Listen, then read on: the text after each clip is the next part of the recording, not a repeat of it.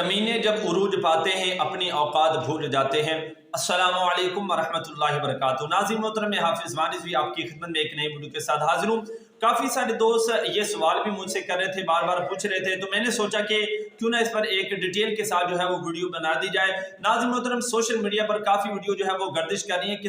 شہیر سیالوی جناب بہت ساری بکواسات کر رہا ہے، اور یہاں پر میں ایک میاں صاحب کا جو ہے وہ کلام پڑھوں گا۔ میاں صاحب فرماتے ہیں کہ بد اصلے نال جے نیکی کریے تو پٹھیاں چالاں چل دے۔ تو آج جناب اس بندے نے بھی اس طرح کیا کہ پہلے جناب تحریک لبئی پاکستان کی ویورشپ لی، اور اب جناب جو ہے وہ دوغلا پن کر گیا۔ لیکن خیر ناظرین محترم، یہ جناب یہ کہہ رہا ہے کہ جناب علامہ سعد حسین ندوی صاحب کو اس نے کہا کہ ان پڑھ جاہل۔ ویڈیو آپ کے سامنے رکھتے ہیں، آپ خود دیکھ لیں، پھر ویڈیو کو آگے لے کر جاتے ہیں۔ پھر قائد اعظم کی تصویر بھی ہٹا دو، نوٹ سے اپنے انڈر میٹرک جاہل امیر کی بوتھا لگا دو تصویر پہ، پیچھے کیا رہ جاتا ہے یار۔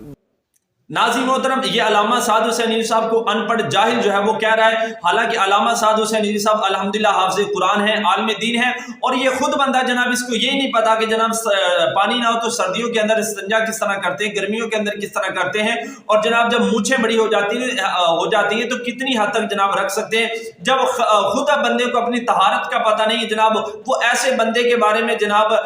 بکواسات کر رہا ہے کہ جناب جو ایک عالم دین ہے اور ایک حافظ قرآن ہے، اس کو تو ویسے شرم آنی چاہیے۔ اور دوسرا ناظرین محترم، یہ علامہ سعد حسین ندوی صاحب کے خلاف ہے، اور پہلے یہی بندہ کہ جب علامہ حافظ سعد حسین ندوی صاحب لیڈر بنے تھے تو یہی بندہ جناب یہ کہہ رہا تھا کہ جناب علامہ سعد حسین ندوی صاحب کارکن پہلے تھے، اب لیڈر بنے ہیں، اور اصلی کارکن ہی جناب اصلی لیڈر بنتا ہے۔ اب اس کا دوغلا پن دیکھیں، جناب جب اپنی باری آئی تو ساری باتیں جو ہے وہ جناب بھول گیا، اور پہلے جب عروج لینا تھا تو جناب پہلے بڑے علامہ سعد حسین ندوی صاحب کے جناب چرچے کرتا تھا، اور اب ناظرین محترم ان کے خلاف جو ہے وہ ہو چکا ہے۔ لیکن میں آپ کو یہ کہنا چاہتا ہوں کہ علامہ سعد حسین ندوی صاحب ایسی شخصیت ہے کہ جن کے بارے میں حضور غوث اعظم کی لڑی، حضور غوث اعظم کے صاحبزادے جناب انہوں نے کہا ہے کہ اے سعادتوں والے سعد، ہم آپ کے ہاتھ پر جو ہے وہ بیعت کرتے ہیں۔ آج ناظرین محترم ایسی بڑی شخصیات کے خلاف اس طرح جناب بھونکنا اور اس طرح جناب بکواسات نکالنا یقیناً یہ ایک بہت ہی بڑی ہٹ دھرمی ہے۔ اور ناظرین محترم،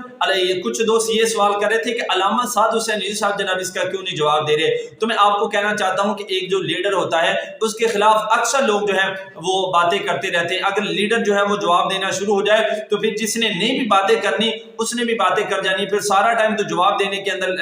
لگ جانا ہے۔ تو ان کو جواب دینے کے لیے الحمدللہ ہم خود ہی کافی ہیں، تو کسی دوست نے پریشان نہیں ہونا، بس کچھ دیر کے لیے جناب ان کو منہ کا بواسیر لگا ہوا ہے، یہودی آ کر خوش کرنا ہے، لیکن قرآن پاک کا فیصلہ ہے وہ کبھی خوش ہونے والے نہیں، چاہے تم جتنی جو ہے وہ بکواسات کر لو، جتنی حربے جو ہے وہ تم آزما لو۔